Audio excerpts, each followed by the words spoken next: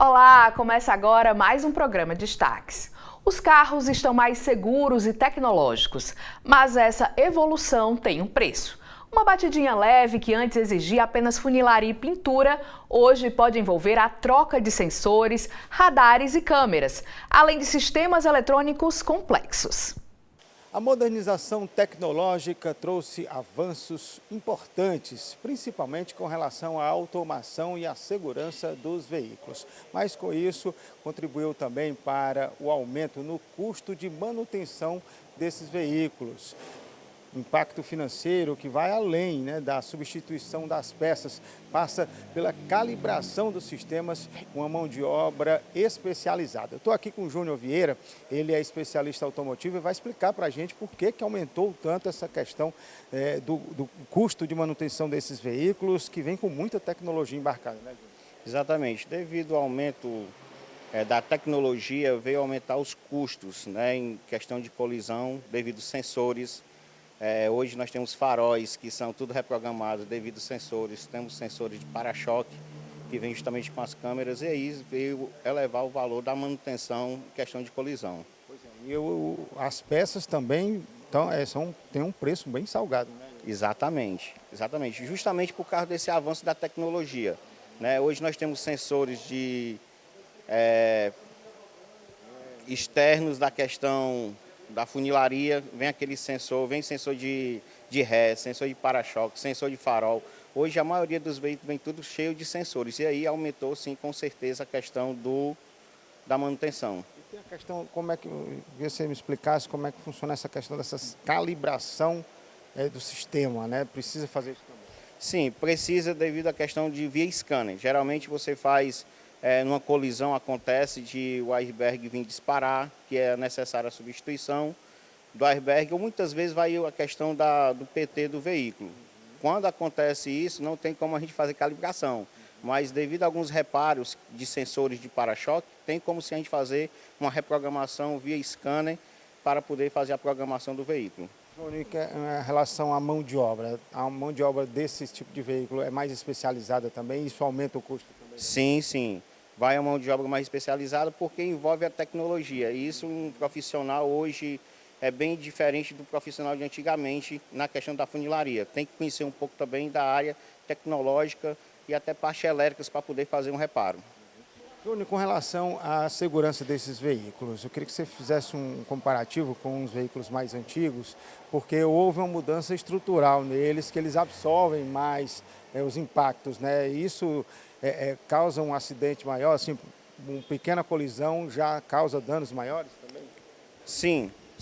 Esses veículos mais novos, eles vieram com materiais mais leves. Podemos dizer que antigamente os materiais eram mais reforçados e aí prejudicava mais a vida do condutor. Hoje em dia, um impacto frontal, ele vai ocasionar menos impacto com o condutor devido à tecnologia que tem, como os disparos de alguns sensores que vêm alertar o condutor. A importância ainda que a gente precisa falar dessa importância de procurar um serviço especializado, para poder fazer o reparo do veículo corretamente. Sim, é necessário procurar uma empresa especializada, uns profissionais qualificados para poder executar um serviço com excelência e de boa qualidade. Júnior, obrigado, pelas suas informações. Está aí a importância desse serviço mais qualificado, procurar uma oficina de qualidade para que o seu veículo possa ser reparado da melhor forma possível. A gente fala sobre esses avanços tecnológicos, Os veículos hoje têm muita tecnologia embarcada, mas trouxe, consequentemente, esse aumento no custo da manutenção. Agora a gente volta ao estúdio. Vamos para o intervalo? A gente volta em instantes com mais destaques.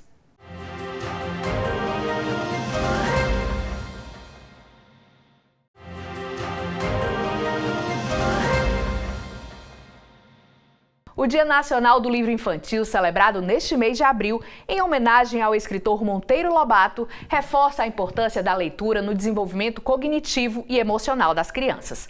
A leitura na infância é uma ferramenta poderosa para o desenvolvimento do cérebro e das emoções, ajuda na memória, na concentração e na formação de vínculos.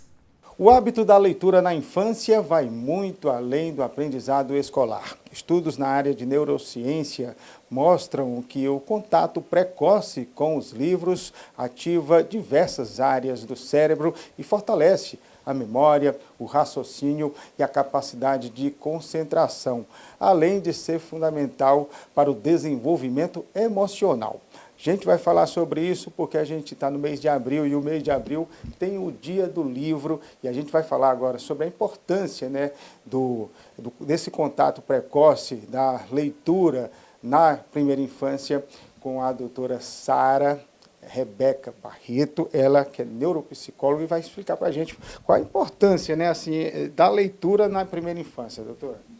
Na primeira infância é importante que as crianças elas entrem em contato com a leitura não só de modo pedagógico nas escolas, como a gente pensa, né, na fase da alfabetização, mas que elas vejam prazer nisso, porque é um estímulo tão legal, ativa várias áreas do cérebro, elas conseguem desenvolver mais linguagem, repertório, habilidade social, porque começa a ver personagens, sentimentos, então também ajuda nesse repertório emocional, nessa nomeação das emoções.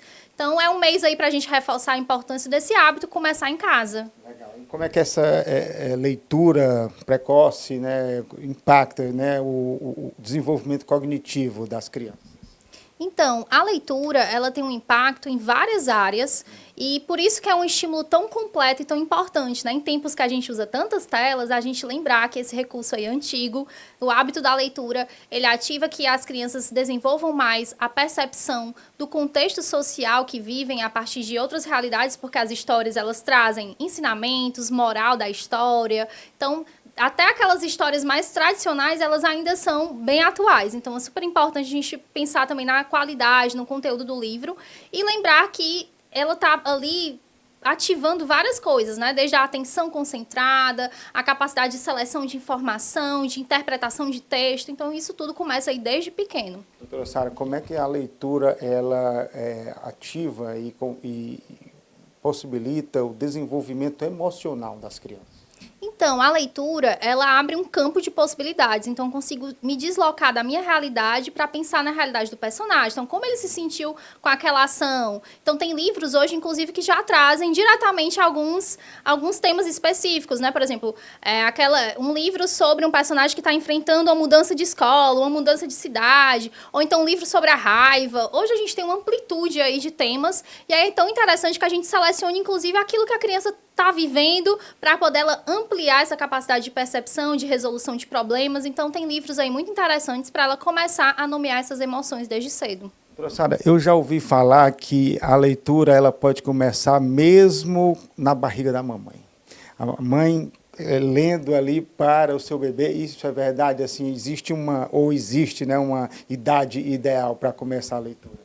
Isso é um ponto muito importante, né? Porque muitas famílias começam a introduzir livros quando a criança está aprendendo a ler e a escrever na fase da alfabetização. Mas é interessante que isso aconteça antes, né? Por quê? Quando a criança entra em contato com esse mundo da linguagem, a gente não está falando só de ler palavras, né? A criança ela pode folhear, ela pode ver as gravuras, aí já existe uma leitura. Não é uma leitura só da escrita, mas uma leitura do contexto. Então, a gente contar histórias para a criança, né? Como você está dizendo, desde a gestação a gente está conversando com o bebê, né? Então, a gente já está inserindo esse bebê no mundo da linguagem. Então, quando a criança ela ultrapassa, né? Por isso que é uma fase tão importante de alfabetização, porque ela começa a dar nome às coisas, né? Então, ela olha uma placa, ela lê, ela se identifica. Então, que a gente comece a trazer esse hábito desde cedo, porque já vai incentivando e encorajando ela a se sentir pertencente ao mundo que é um campo de linguagem a todo momento. E nesse mundo que a gente vive cada vez mais tecnológico, é mais importante ainda. Com certeza, frente a telas que são estímulos rápidos, né, que deixam a gente mais acelerado, mais agitado, a gente já está vendo aí prejuízos na infância, inclusive na área psíquica mesmo, né, do neurodesenvolvimento, então as crianças podem apresentar atraso de fala, dificuldade de concentração, então por que não substituir pelos livros, né, dos momentos livres, para que a criança tenha um estímulo adequado à idade dela e que realmente seja, né, encorajador para o desenvolvimento e não atrase, né, não prejudique, pelo contrário, estimula a criança em diversas áreas. É isso, doutora Sara, obrigado, pelas suas informações. Está aí as dicas da doutora Sara para começar o mais cedo possível esse hábito da leitura. Você lendo, né, para as crianças, para que elas possam desenvolver esse hábito tão maravilhoso que estimula tantas áreas do cérebro e ajuda no desenvolvimento emocional de todas elas. Agora a gente volta ao estúdio. Vamos dar uma pausa, a gente volta daqui a pouquinho com mais destaques.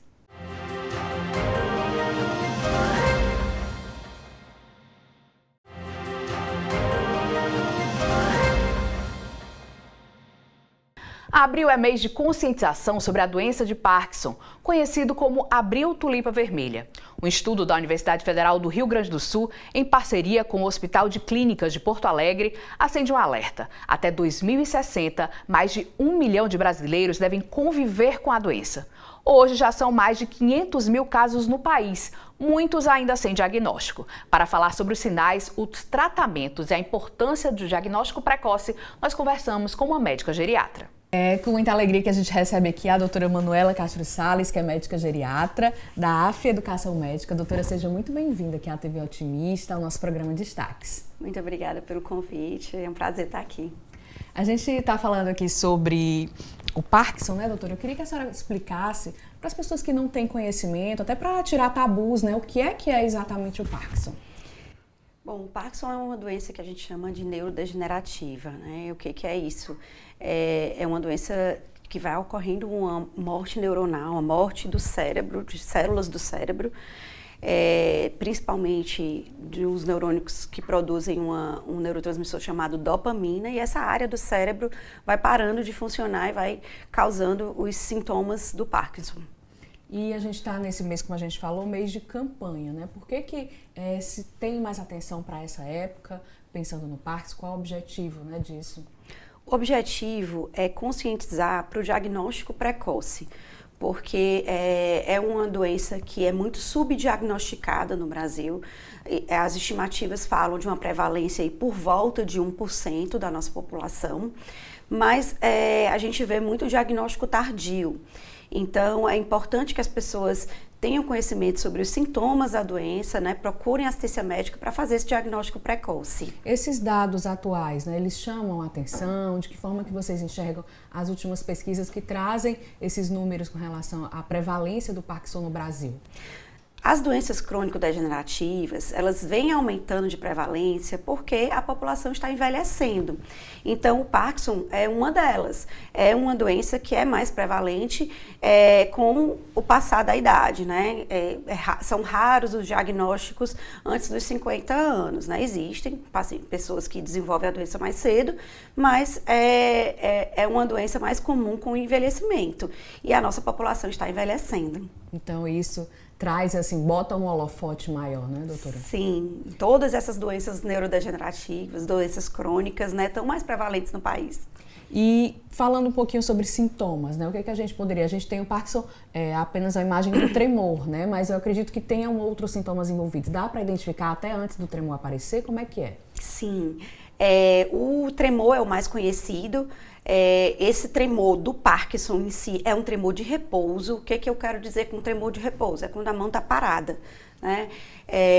Que é uma diferença grande com alguns outros diagnósticos, como, por exemplo, o tremor essencial, que é muito comum em idosos também, que é um tremor de movimento. Por exemplo, eu venho pegar essa água e aí eu tremo. No Parkinson, não. Se eu venho pegar a água e eu estou me movimentando, o tremor melhora, eu consigo fazer o movimento. O tremor do Parkinson é um tremor que está aqui de repouso e é um tremor assimétrico, geralmente, né? Mais de um lado do que do outro.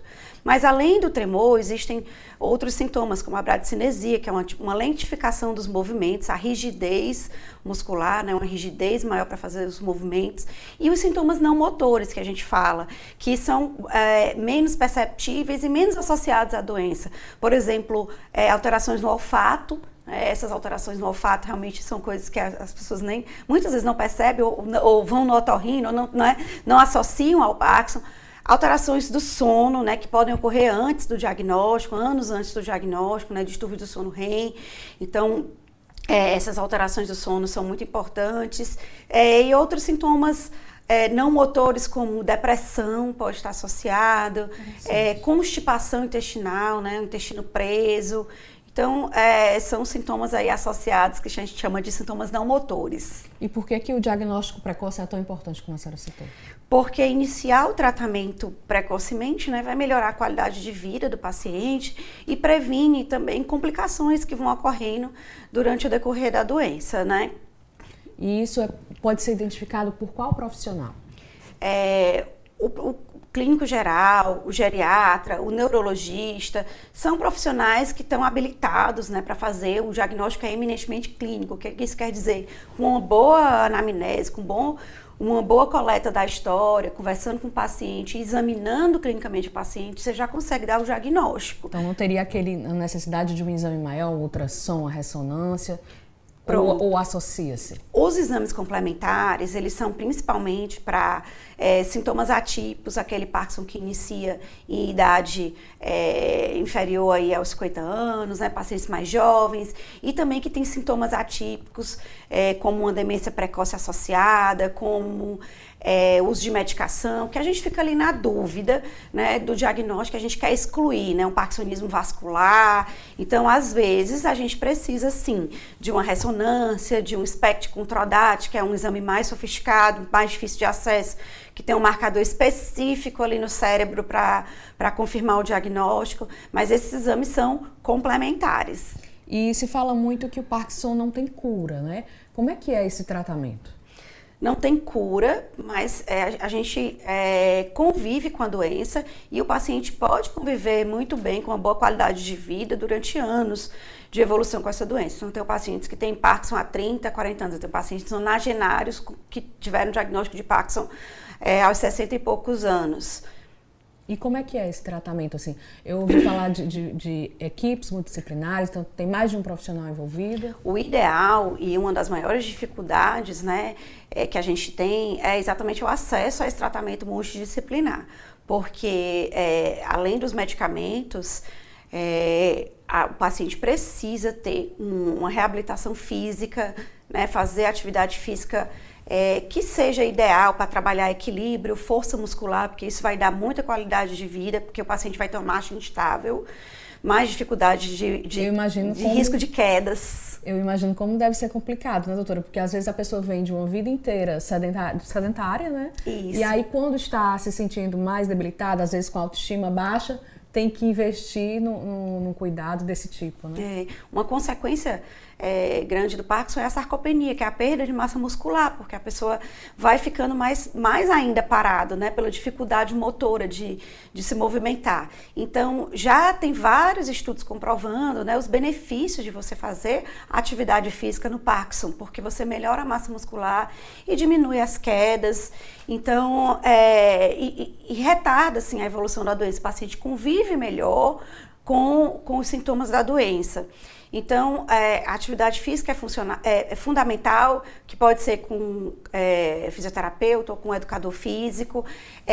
Distúrbios também de deglutição e fala, então precisam de acompanhamento fonoaudiológico, psicólogo, né, porque é um diagnóstico que traz um certo sofrimento para a família e para o paciente, né, tem um estigma da doença, então esse acompanhamento também é importante. E o tratamento medicamentoso vai ser fundamental, com reavaliações, porque durante o tratamento o paciente vai precisando de ajustes dessa medicação. Você falou aí dessa questão do assim, um certo tabu, né, envolvido, um certo preconceito, né, com esse paciente de Parkinson. Como é que a família pode ajudar, né, nesse momento? Até uma questão da inclusão mesmo, assim, no dia a dia. O Parkinson, ele vai trazer esses sintomas de dificuldade de funcionalidade, mas a cognição inicialmente é preservada, o paciente está consciente, está lúcido, na maioria das vezes no diagnóstico, então vai trazer um sofrimento e a família é fundamental para apoiar, estar junto, levar nas terapias, se o paciente não puder dirigir, ou fazer essas terapias em casa, que são fundamentais. Essa rede de apoio é fundamental para a qualidade de vida do paciente. E a gente está aqui perto de encerrar nossa entrevista, mas eu queria que a senhora deixasse uma mensagem, seja para um paciente que recebeu um diagnóstico recente, né, que está ainda assustado nesse momento, ou então para familiar que quer saber mais, né, quer entender mais sobre o Parkinson. Bom, existem várias perspectivas hoje novas, né, de futuros tratamentos para o Parkinson. pesquisas com células-tronco, que tem uma perspectiva no futuro até de cura da doença, a gente ainda não está lá ainda, mas são tratamentos inovadores, neurocirurgia, eletroestimulação, então tem várias coisas surgindo, além do tratamento medicamentoso, então busquem informação, busquem avaliação clínica, e toda essa rede de apoio de tratamento multidisciplinar é fundamental, que você pode viver bem, viver com Parkinson por muito tempo. Ok, doutora Manuela, muito obrigada. A doutora Manuela trouxe aí informações, dados e até um cenário positivo, né, para os pacientes que estão convivendo com o Parkinson. Quero agradecer bastante a sua presença aqui no nosso programa. Obrigada. O Destaques fica por aqui. Obrigada pela sua companhia e até o nosso próximo programa. Tchau, tchau.